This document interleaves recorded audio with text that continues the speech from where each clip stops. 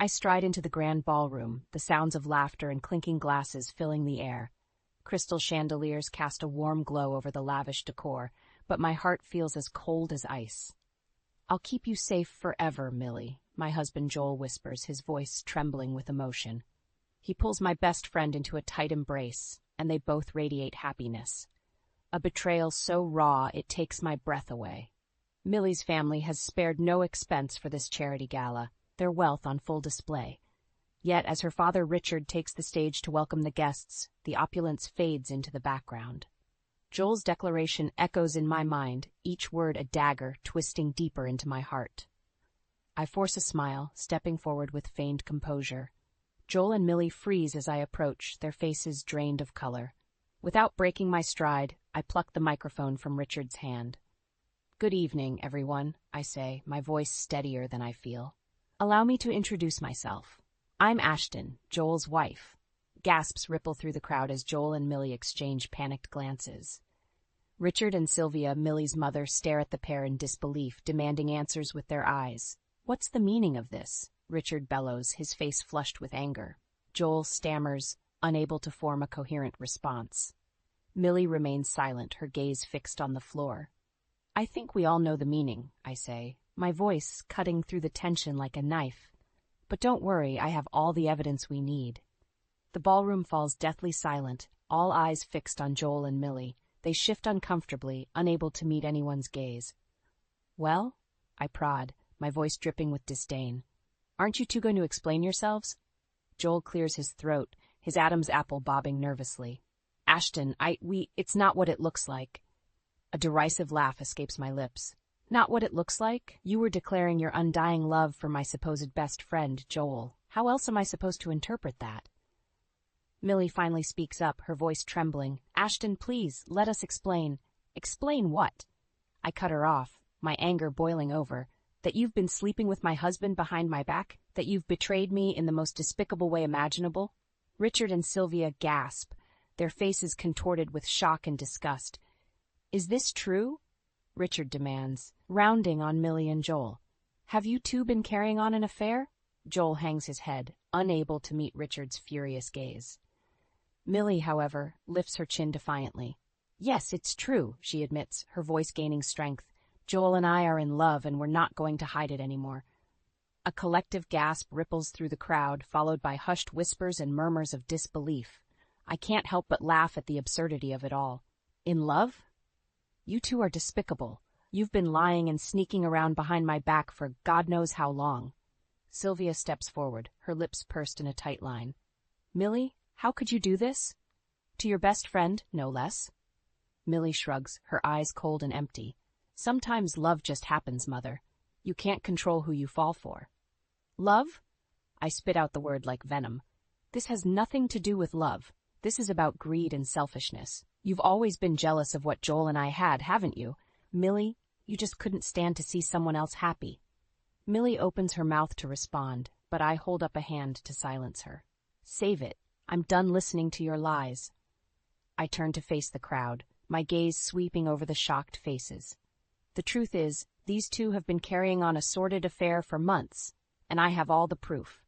I can still vividly recall the day Millie and I became best friends in high school. She was the new girl, shy and awkward, struggling to fit in. I took her under my wing, and we quickly became inseparable. Little did I know that kindness would come back to haunt me years later. After graduation, Millie and I remained close, even after I met and fell in love with Joel. He was charming, successful, and seemed to adore me.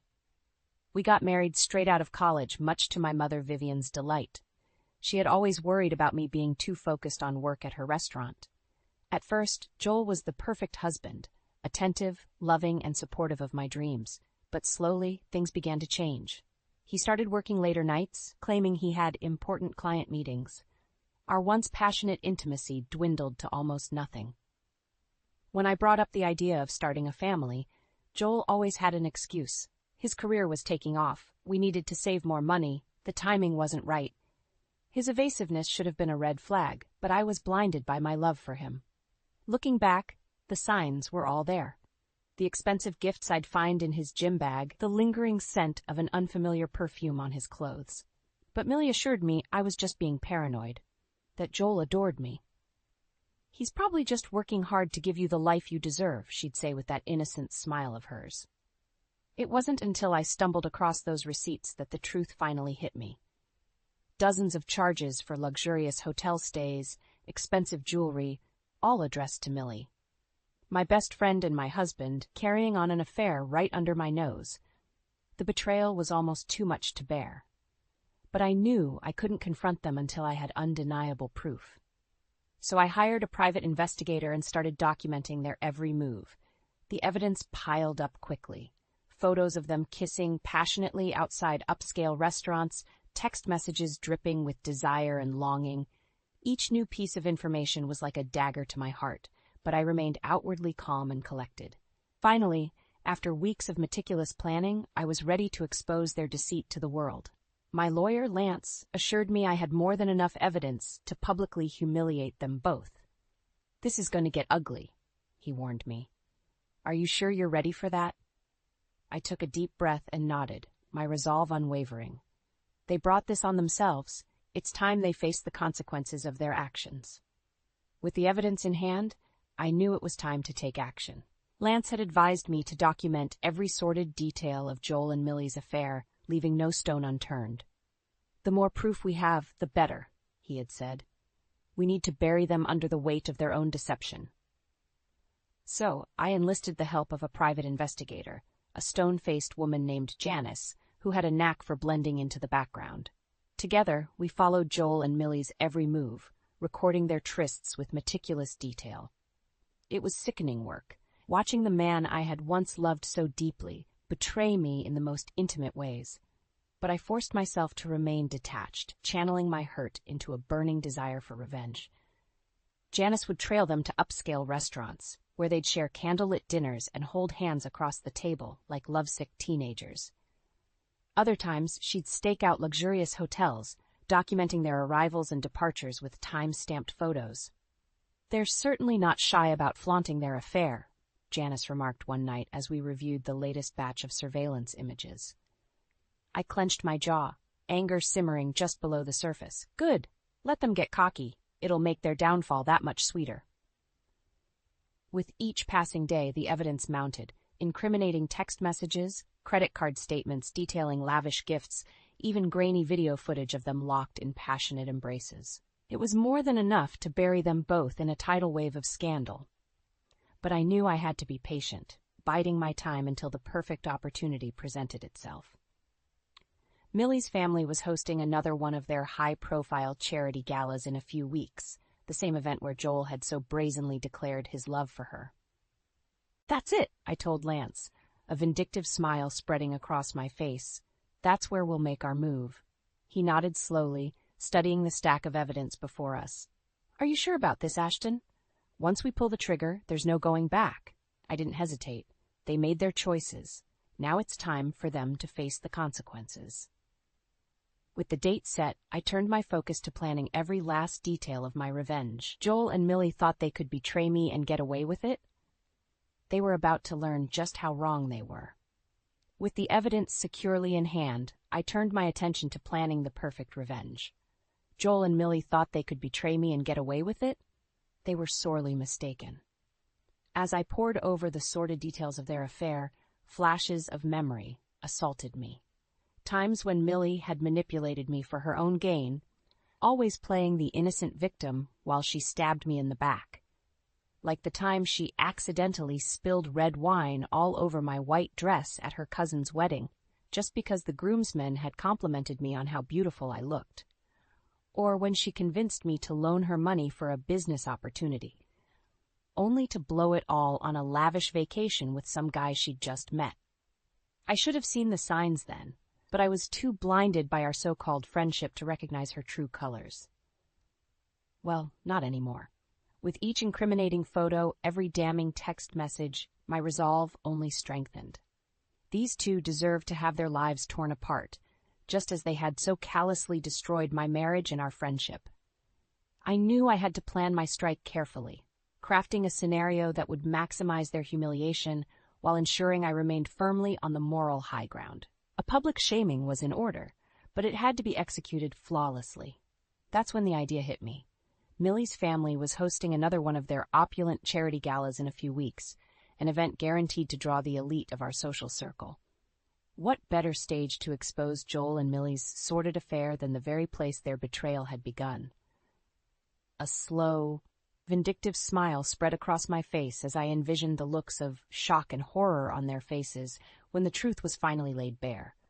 I could already picture Millie's carefully cultivated facade crumbling to pieces, her false charm and grace shattered in an instant. But I couldn't rely on shock value alone. No, I needed to hit them where it really hurt. Their reputations, their careers, their entire way of life. A good old-fashioned public shaming was the only way to ensure they suffered the consequences of their actions. So I got to work, meticulously planning every last detail, from compiling the most damning pieces of evidence into an incriminating slideshow to discreetly planting an anonymous tip with the local gossip rag, ensuring their downfall would be broadcast far and wide. "You're playing a dangerous game, Ashton," Lance cautioned me during one of our strategy sessions. "Are you sure you want to go down this road?" I met his gaze steadily, unflinching. They made their choices, Lance. Now it's time for them to pay the price. With each passing day, my anticipation grew, like a coiled snake ready to strike. Joel and Millie had no idea what was coming for them, but soon enough, they'd learn the true consequences of betrayal. The night of the charity gala arrived, and I could barely contain my anticipation as I slipped into my sleek black dress. Months of careful planning had led to this moment, and I was determined to savor every second of Joel and Millie's downfall. As I stepped into the opulent ballroom, my gaze immediately found them standing together, laughing and sipping champagne like they didn't have a care in the world. Millie's fake smile was brighter than ever. Her arm looped through Joel's in a sickening display of affection. My blood boiled at the sight, but I forced myself to remain calm and collected. Let them enjoy their last few moments of blissful ignorance. It wouldn't last long. The event kicked off with the usual pomp and circumstance, Millie's father taking the stage to deliver a long-winded speech about the importance of charitable giving. I tuned him out, focusing instead on the meticulously prepared slideshow sitting innocently on my tablet. Finally, Richard wrapped up his remarks and introduced the evening's keynote speaker. As the man took the podium, I made my move, smoothly slipping behind the curtain and connecting my tablet to the projection system. With a few taps, the ballroom's massive screens flickered to life, displaying the first damning image. A candid shot of Joel and Millie locked in a passionate kiss outside a fancy restaurant. Gasps and murmurs rippled through the crowd as more photos appeared in rapid succession, each one more incriminating than the last. On the stage, the keynote speaker faltered, his words dying on his lips as he realized something was terribly wrong. I stepped out from behind the curtain, a satisfied smile playing across my lips as I took in the scene of utter chaos unfolding before me. Joel and Millie were frozen in horror, their faces drained of color as the shocking evidence of their affair was laid bare for all to see. Text messages filled with lust and longing, credit card statements detailing lavish gifts, even grainy video captures of their trysts at high-end hotels. It was all there, projected in vivid detail for the entire crowd to witness. Millie's parents, Richard and Sylvia, looked like they were about to be sick, their expressions twisted into masks of disgust and betrayal. Around them, the once dignified guests erupted into a frenzy of whispers and gasps, their scandalized tones echoing off the vaulted ceilings. As the slideshow cycled through its final few images, I stepped forward, basking in the stunned silence that had fallen over the ballroom. "Well?" I called out, my voice ringing with contempt. "Don't you two have anything to say for yourselves?" Joel opened and closed his mouth wordlessly, like a fish gasping for air. Millie, however, found her voice, her eyes blazing with fury. "You bitch!" she spat, any trace of her false charm evaporating in an instant. "How dare you do this to us?" A harsh laugh escaped my lips. "How dare I? You two were the ones carrying on a sordid affair behind my back. You brought this on yourselves." My gaze shifted to Richard and Sylvia, taking in their devastated expressions. "I'm sorry you had to find out this way," I said, my tone softening ever so slightly. but they gave me no choice. The truth had to come out. With that, I turned on my heel and strode out of the ballroom, leaving a wake of chaos and shattered reputations in my wake. The cold satisfaction of revenge coursed through my veins. Joel and Millie had finally gotten what they deserved. In the aftermath of my explosive revelation, the fallout was swift and merciless. Joel and Millie found themselves cast out from the very social circles they'd once dominated, their reputations in tatters. I'll never forget the look on Richard's face as he confronted his daughter in the wake of the scandal. His eyes blazed with a fury I'd never seen before, his usual cool composure shattered. "How could you, Millie?" he shouted, his voice trembling with rage and humiliation. "How could you betray your own best friend like this?" Millie, for once, was at a loss for words. Her perfectly cultivated mask had cracked, revealing the selfish, deceitful creature lurking beneath. "Daddy, she stammered, her eyes darting wildly around the room as the weight of her actions finally sank in. "I never meant to hurt anyone." Richard let out a harsh, derisive laugh. "Never meant to hurt anyone? You carried on an affair with a married man, Millie. You lied and betrayed your closest friend for your own selfish desires." Sylvia stood off to the side, silent tears streaming down her face. The humiliation and shame were etched into every line of her once regal features.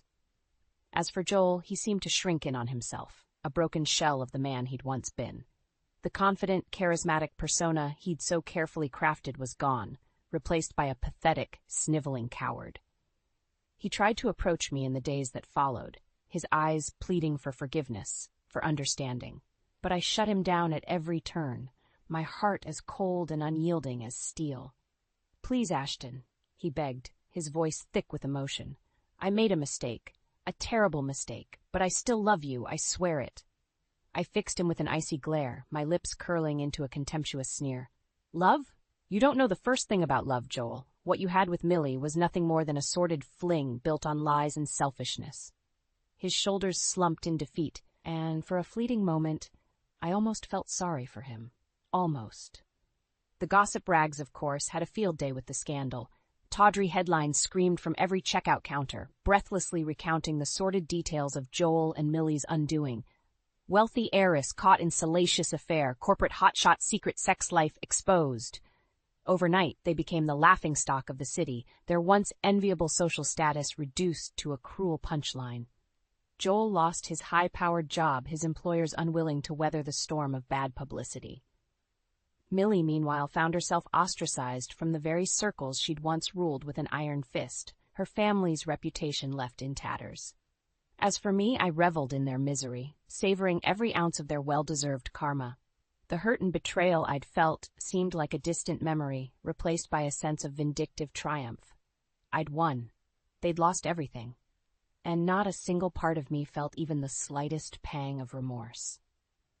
With Joel and Millie's lives in ruins, it was finally time for me to move on and start anew. The divorce proceedings were swift and brutal, thanks to an ironclad prenuptial agreement that ensured I walked away with a sizable settlement. As I sorted through the paperwork, putting the final nail in the coffin of my failed marriage, I couldn't help but feel a sense of relief wash over me. The weight of Joel's betrayal had been lifted, replaced by a newfound sense of freedom and possibility. "You did the right thing, sweetheart," my mother, Vivian, assured me as we shared a celebratory glass of wine. "That snake got exactly what he deserved." I nodded, taking a sip of the rich, full-bodied red. "I know, and as much as it hurts, I'm glad it's over. I can finally move on with my life." Vivian reached across the table, giving my hand a gentle squeeze. "So, what's next for you? The world is your oyster now, you know." A slow smile spread across my face as an idea began to take shape in my mind. "You know, I've always dreamed of opening my own bakery, a cozy little place with fresh-baked treats and strong coffee." Vivian's eyes lit up with excitement. "That's perfect. You've always been such a natural in the kitchen." The more I thought about it, the more the idea appealed to me. After years of working in my family's stuffy, high-end restaurant, the thought of running my own laid-back bakery was like a breath of fresh air. With my mind made up, I wasted no time in setting my plan into motion. I used a portion of the settlement money to secure a prime location in a trendy part of town and got to work transforming the space into my vision of bakery perfection. The weeks flew by in a whirlwind of painting, baking, and taste testing as I poured every ounce of my energy into making my dream a reality. Finally, after what felt like an eternity, the big day arrived. The soft chime of the bell above the door signaled the arrival of my first customer, a wide-eyed young woman who eagerly approached the glass display case. "What can I get for you today?" I asked, a genuine smile spreading across my face. As she placed her order, I felt a surge of pride and excitement. This was it, the start of my new life, unburdened by the shadows of betrayal and deceit. In the months that followed, my little bakery became a neighborhood staple, drawing in crowds with its tempting array of freshly baked goods and warm, welcoming atmosphere. I'd never been happier, surrounding myself with the simple pleasures of good food and friendly faces. Whenever I felt a twinge of sadness creeping in, I'd remind myself of how far I'd come. I'd survived the ultimate betrayal and emerged stronger, more resilient than ever before. Joel and Millie's actions, as despicable as they were, had ultimately set me free to pursue my true passion. And as I looked around at the bustling bakery filled with laughter and the rich aroma of freshly baked bread, I knew I'd made the right choice. This was my new beginning, and nothing, not even the ghosts of my past, could take that away from me. "You call that a real job?" Vivian's shrill voice cut through the tense silence at the dinner table like a knife. I flinched, my fork clattering against the plate. My mother-in-law's beady eyes bored into me, her thin lips curled in disdain. "Wasting your days playing around with colors and shapes on a computer. How avant-garde." Across the table, Eli kept his head down, avoiding my pleading gaze. I opened my mouth to respond, but Vivian barreled on, her voice dripping with contempt. "I don't know why I even let you stay under my roof. At least Eli made an honest living with his finance job before." She trailed off, though the implication hung heavy in the air. Ever since Eli's unexpected layoff and our move into her home, Vivian had wasted no opportunity to demean my career as a freelance graphic designer. "Mom, that's enough," Eli muttered, but lacked the conviction to meet her glare. Hot shame burned my cheeks as unwanted memories resurfaced. The endless job searches culminating in rejections for roles I was overqualified for. The forced smiles as I explained my unconventional career to friends and relatives, their skepticism thinly veiled. But this was a new low, having my passion, my art, denigrated as a silly indulgence within my own home, by my own family. I swallowed hard, my appetite extinguished. "I may not bring in the income your precious Eli once did, but my work is still valid. I take pride in it." Vivian barked a humorless laugh. "Pride? In scribbling doodles like a child?" Her scornful gaze raked over me, cold with dismissal. "I expected better for my son's wife. You're nothing but a disappointment, just like—" The shrill ring of the kitchen timer mercifully cut her off. Vivian pushed back her chair with a huff. "Well, I'd better check on those pies. We certainly can't have those getting overcooked, unlike some people's ambitions in this house." As she bustled away, an uneasy silence fell over the dining room. I caught Eli's eye, desperate for solidarity, for defense against his mother's relentless belittling.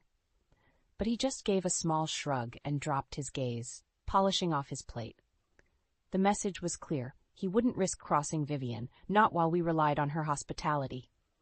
Clenching my fists until my nails dug crescents into my palms, I fought the hot sting of tears. Our situation was temporary, a difficult but necessary path to get back on our feet after Eli's job loss. At least that's what I'd told myself when we accepted Vivian's offer to move in. How long could we endure her toxic presence? I wondered, my dream career already withering under her disdain. As Vivian's barbed laughter echoed from the kitchen, a leaden knot formed in my chest. This was no home, it was a battlefield, and I was shaping up to be the first casualty. The following week, a new domestic routine took hold that made Vivian's true intentions abundantly clear. "You'd better get started on those dishes, dear," she said in a sugary sweet tone after clearing the breakfast plates. "And don't forget to wipe down the counters. We don't want any unsightly stains." I frowned at the rapidly growing pile in the sink, but dutifully began scrubbing away the remnants of Eli and Vivian's hearty country breakfast. Eggs, bacon, the works. My own meal had been a simple bowl of oatmeal, per Vivian's instructions. "Can't have you packing on any unnecessary pounds," she had tittered, patting my arm in mock concern. Wouldn't want my Eli to regret his choice in wives now, would we? By the time I drained the sink, Vivian had already vanished to run her other endless errands and chores, leaving me alone to clean the kitchen to her exacting standards. The same went for the bathrooms, the laundry, dusting every nook and cranny until the house gleamed. "You should be grateful I'm keeping you busy," she said when I dared to protest the relentless workload one evening, "with your unconventional career situation." Her meaning was clear. By her reckoning, I was little more than a freeloader without my real job to occupy me. The chores were her way of justifying my presence under her roof. Eli did his part, at least, diligently searching and applying for any finance opening that matched his experience. But his disillusionment after being cast aside by his former employer was palpable. When he trudged home night after night, head bowed in defeat from another fruitless round of interviews, it was Vivian who offered comfort and pep talks. Her cloying reassurances that he had simply gotten unlucky slowly dissolved his self-confidence while driving a wedge between us. "Poor Eli," she cooed, while I scrubbed furiously at a stubborn scorch mark on the stove. It must be so humiliating, having to rely on his dear old mother while his wife contributes nothing to the household. Gritting my teeth, I refused to meet her sly, taunting gaze.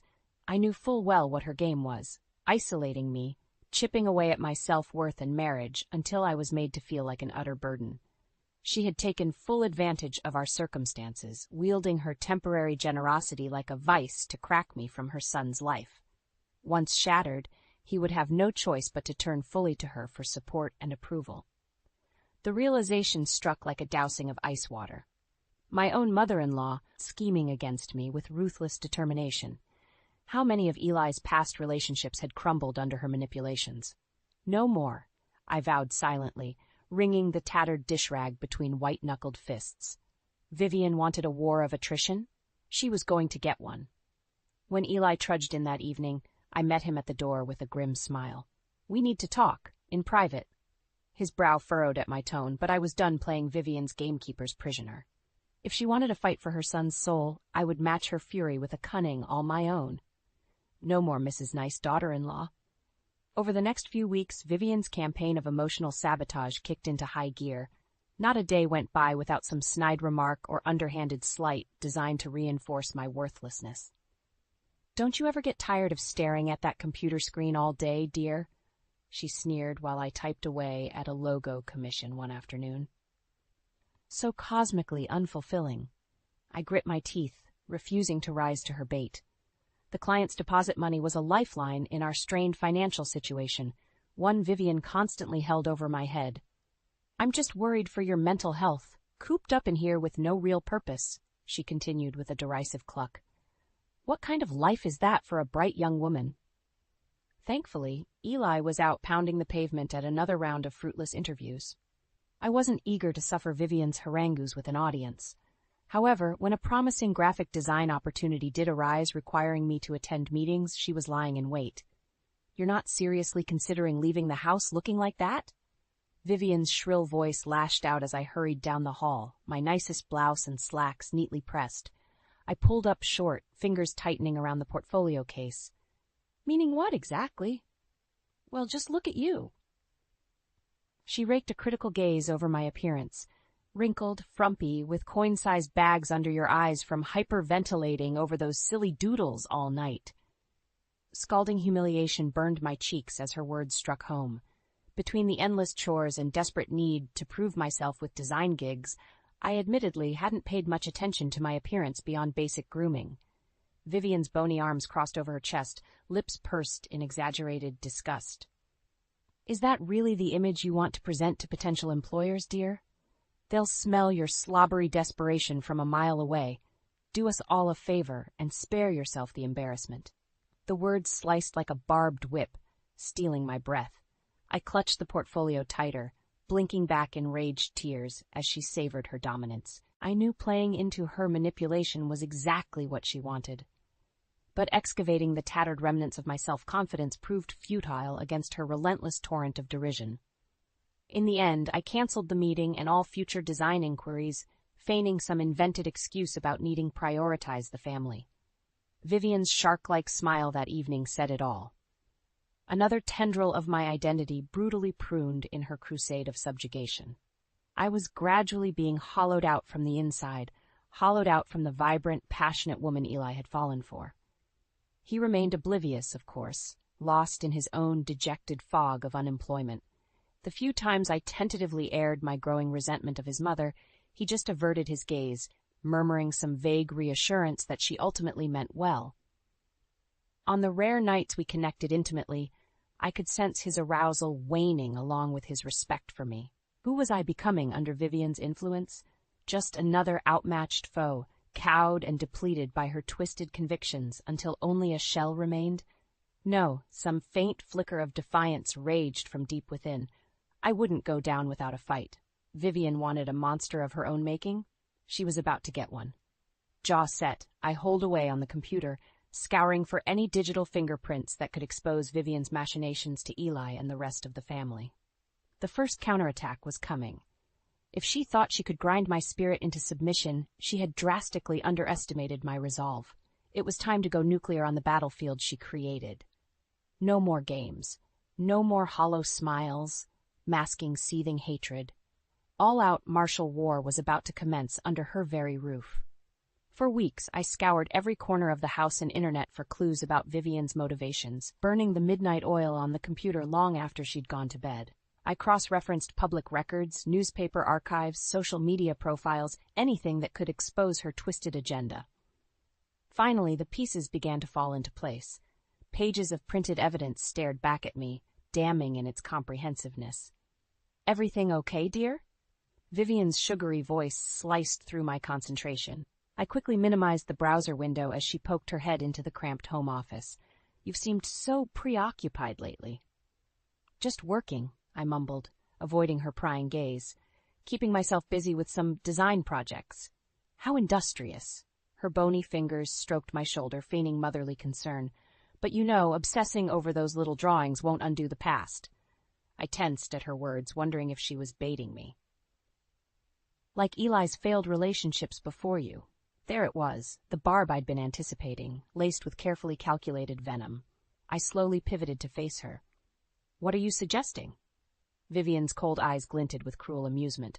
"Come now, you're not that dull. Even you must have noticed the pattern emerging." She squeaked loudly, shaking her head in feigned disappointment. A spate of bright young women in Eli's life, full of promise and prospects. Until gradually, they start drifting away, becoming unmotivated, unambitious, resentful even. My blood turned to ice as she laid out the sickening implications. Those poor girls simply didn't have the mental fortitude to be part of our family, to take on the duties required of an Elliott matriarch. They broke under the strain, or was it something else that broke them? Reflexively, I curled my hands into fists to mask their trembling. "If you're insinuating what I think you are, I'm simply connecting the dots, dear." Vivian clucked her tongue again, as if chastising a petulant child. "Face facts, you're following the same inescapable trajectory as the others. Your professional situation is merely a precipitating factor, not the root cause." Her skeletal finger wagged in my face as she savored dragging out the reveal.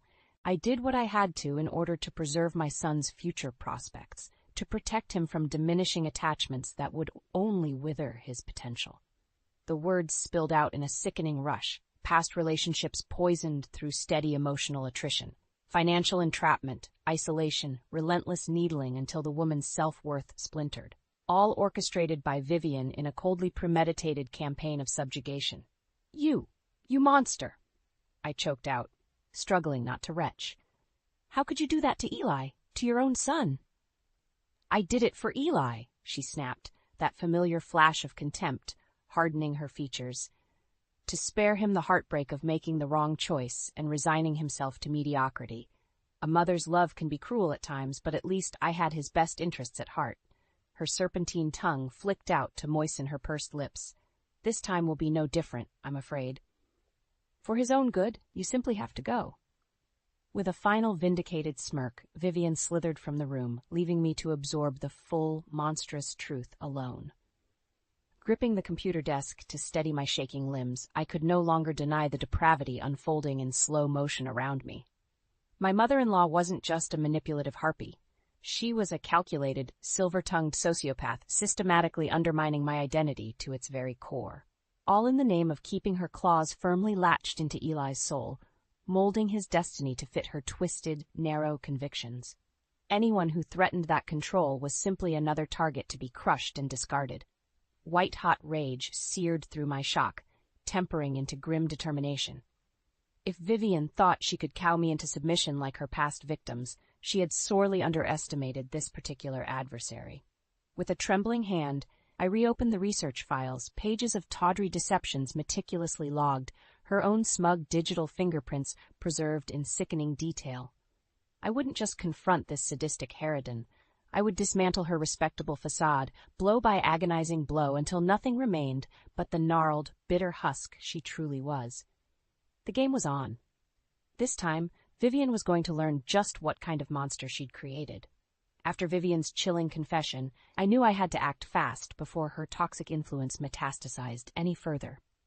Gathering up the incriminating evidence I'd compiled, I made a silent vow. One way or another, this torment would soon be over.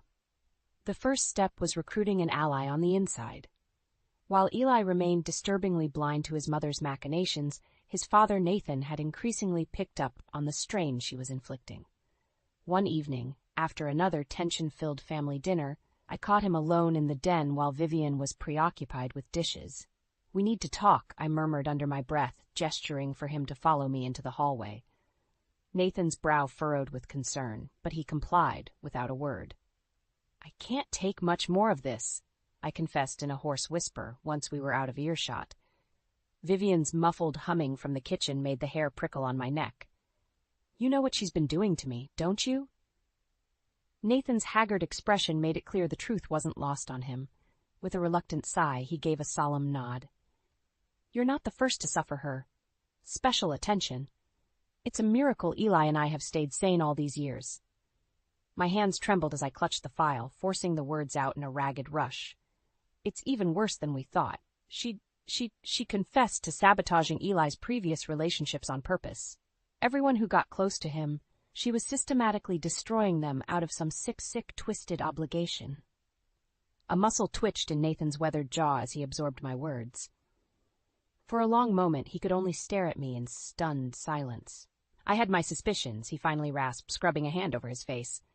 "But to have it confirmed like this—" He shook his head in a slow, mournful arc before squaring his shoulders with newfound resolution. "No more. This has gone on for far too long." Reaching out to grasp my arm, Nathan gave it a reassuring squeeze, his eyes boring into mine with surprising urgency. "You get yourself out of here, you hear? Get somewhere safe while I figure out how to deal with the old bat for good." "But Eli—" I started to protest. "Leave my son to me." He cut me off with gruff insistence. "He's been too deep in her trance for too damn long. I'll make him understand what kind of vile creature he's been defending." A tense silence stretched between us, punctuated by the faint clink of dishware from the kitchen. "Be ready to expose all this at the next family gathering," Nathan continued in a low rasp. "Air out all her skeletons for everyone to see. It's long past time they knew the truth about their matriarch." I could only nod, a surge of gratitude temporarily rendering me speechless. At last, I had an ally willing to stand up to Vivian's tyranny. For now, start making your escape plans. Get yourself sorted with a safe place to land. His brow furrowed as a new thought occurred to him. "And whatever you do, don't tip off that you're onto her schemes. The less she suspects, the better our advantage." My heart hammered as the magnitude of the situation crystallized. This was it. The endgame against Vivian's poisonous influence was finally being set into motion. Tucking the file securely under my arm, I gave a determined nod. Consider it done. No more skulking in the shadows, letting that wretched succubus grind me down piece by piece. A flicker of approval ghosted across Nathan's stern features. "Attaway. Remember, whatever bridges you have to burn on your way out, it'll be worth it. Just watch your back until it's time to strike." With a final grim nod of understanding, we separated, the first shots having been fired in the looming confrontation to dismantle Vivian's toxic dynasty once and for all. Steeling my nerves, I turned towards plotting out the footwork for my escape. The old crone wanted an adversary worthy of her cruelty. She was about to get her deepest, darkest wish. The next few weeks were an agonizing exercise in subterfuge as Nathan and I laid the groundwork for our offensive against Vivian, keeping my hatred simmering under icy control while she continued her insidious manipulations was a Herculean effort. "Dear, you're looking peaky," Vivian crooned with mock concern one afternoon, eyeing my taut expression over her teacup. "I do hope you're not letting stress over your career troubles get the better of you." My fingernails dug into my palms as I fought back the torrent of vile retorts, so smug, so utterly self-assured that her twisted convictions granted carte blanche to emotionally eviscerate anyone who crossed her path. Mercifully, the weekend of the biannual Elliott family reunion finally arrived, providing the perfect stage to execute our long-awaited strike. While Vivian preened about playing the dutiful hostess, I quietly assembled the comprehensive evidence files Nathan and I had compiled. "Everything's in place," Nathan murmured under his breath as we made final preparations. Dozens of relatives began filtering into the spacious backyard, drawn by Vivian's empty promises of bonhomie. "You sure you're ready to go through with this?" I inhaled deeply, fueling my nerves against the coming onslaught. "More than ready. It's long past time that wretched phony was unmasked for everybody to see. No more games, no more hollow facades of civility. This was about to get brutally, ruinously real." As the afternoon dragged on, I maintained a calculated poker face, watching Vivian flit from group to group with her signature plastic smile. The utter audacity of her public performance after admitting her monstrousness made my skin crawl. "If I could have everyone's attention," she finally called out in a saccharine lilt, waving a simpering hand for silence. "I just wanted to take a moment to welcome you all the Elliott family homestead and—" The droning of her false platitudes tuned out as I caught Nathan's terse nod beside me. Showtime. Striding forward with the file cradled against my chest, I shoved my way into the center of the patio, fixing Vivian with a look of undisguised revulsion. A startled hush washed over the gathering as all eyes turned toward us. "That's enough of your grotesque pantomime, you wretched soulless harpy," I spat, every pent-up syllable simmering with palpable venom. "We're all quite familiar with what a despicable, manipulative monster you truly are."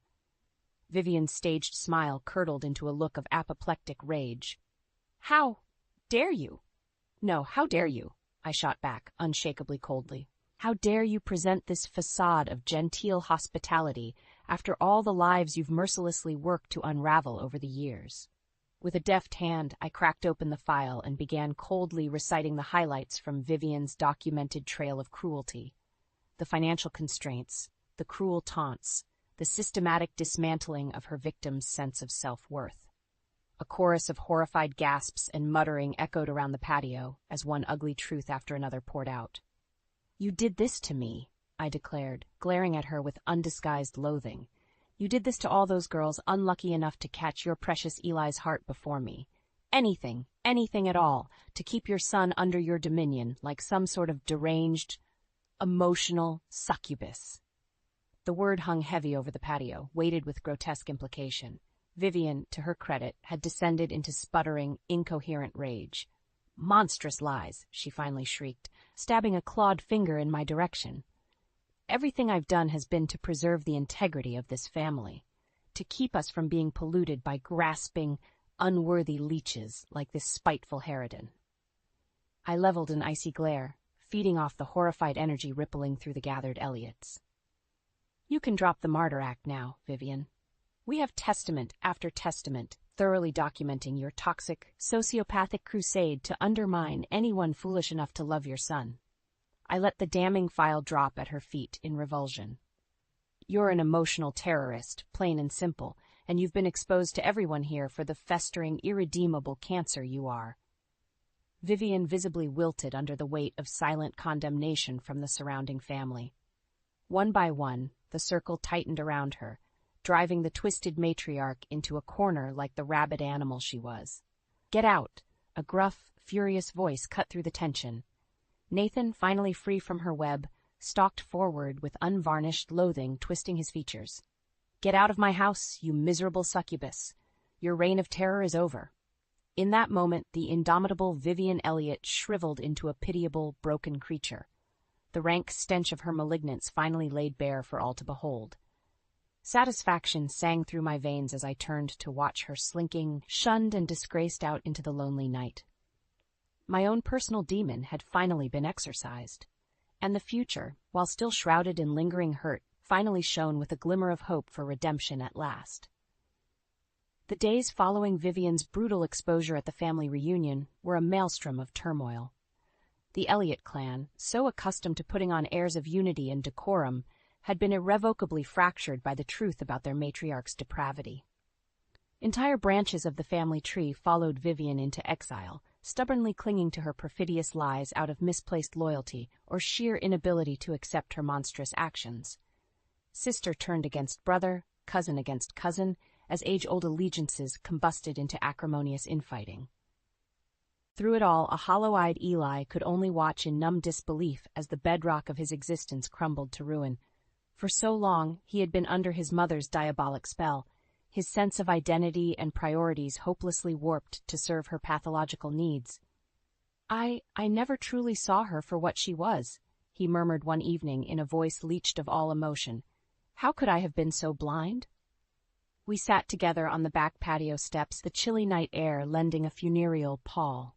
I reached over, clasping his hand in silent solidarity. "Your devotion as a son isn't something to censure yourself over," I said softly.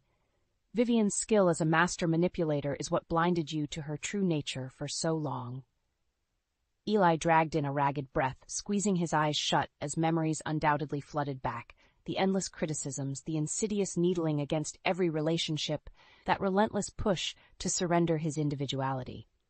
"She really did think she was protecting me, didn't she?" he said at last, anguish clouding his features. "In that sick, twisted way of hers, she deluded herself into believing I needed her. Tough love to grow into the man she envisioned." My throat tightened at the naked vulnerability in his voice. For years, Vivian had stripped away his sense of self-worth and autonomy, leaving behind an emotional husk devoid of anything but codependent obedience to her narcissistic whims. "I'm so sorry, Eli," I whispered, feeling the sting of tears, "for not seeing it sooner, for ever letting her get her claws into us like that." His answering look was harrowed but clear. "Don't apologize, not for a second. She's the one who has to live with being a goddamn monster." A terse nod punctuated his words. For the first time I could remember, Eli carried the spark of unflinching resolution in his gaze. The spell was broken, Vivian's influence reduced to so much wasteful toxin being finally purged. Perhaps sensing this pivotal shift, Nathan quietly emerged onto the patio, a haggard older man suddenly freed of decades of emotional shackles. He moved to stand beside us in solemn solidarity. "So it's done then," he murmured in a gravelly tone. "The Dowager demon has been cast into the pit at long last." Eli gave a hollow nod, squeezing my hand tighter as Nathan settled onto the step beside us with bone-weary resignation. "It will take some recalibrating," he continued somberly, "for all of us, but most of all you, son. She didn't just undermine your partners, she systematically stripped you of any sense of self beyond her ambitions. Rebuilding that identity, overcoming those conditioned insecurities, it'll be a daily battle for a while yet." Silence hung heavy between them as the weight of Vivian's psychic toll sank in. So much damage inflicted, so much work ahead to heal the grievous, indelible scars. But her reign of terror was finally, mercifully over. "We'll get through it," I vowed resolutely, clutching Eli's hand with renewed determination. "Both of us, together this time. That cancerous influence is gone for good." A flicker of gratitude warmed Nathan's gruff features as he regarded me. "I have no doubt you will. A burden's been lifted we didn't even realize we were carrying all these years." Rising to his feet with an inscrutable glance towards the house's flickering lights, he cleared his throat. "Whenever you two are ready to start fresh, well, you've got a hell of a lot of personal healing ahead, but at least that path is clear now." Summoning a rueful chuckle, he briefly rested a hand on Eli's shoulder as he moved to retreat back inside. "Take all the time you need, son. That twisted karma has finally unwound, now it's just a matter of finding which path leads away from its ruins." The night breeze whispered across the yard, carrying whispers of possibility for the reclaimed future suddenly laid bare before us. For the first time in a long while, I allowed myself a tentative breath of hope. Vivian was gone, exorcised. Now the true revival could finally begin. The months following our escape from Vivian's toxic web were an arduous journey of healing and rediscovery. Eli, in particular, fought to remake his sense of identity, to untangle decades of conditioning that had molded him into a hopelessly codependent extension of his mother's malignant narcissism. There were setbacks, of course, nights when the old insecurities would flare up, driving him into brooding funks until I managed to coax him back from that familiar abyss of self-doubt. Her spectral influence lingered like a cancerous remnant, poisoning his confidence at the most inopportune times. But we persevered, leaning on one another through the darkness. I refused to let Vivian's legacy consume us, no matter how viciously and stubbornly it clung to the roots of our relationship. Soon enough, my own artistic passions reignited in the wake of that toxic drought. Commissions and graphic design gigs steadily poured in, each completed piece chipping away at the rubble that Hag had strewn across my self-worth. "You're really starting to hit your stride," Eli murmured one evening, studying my latest logo mock-up with a contemplative gaze.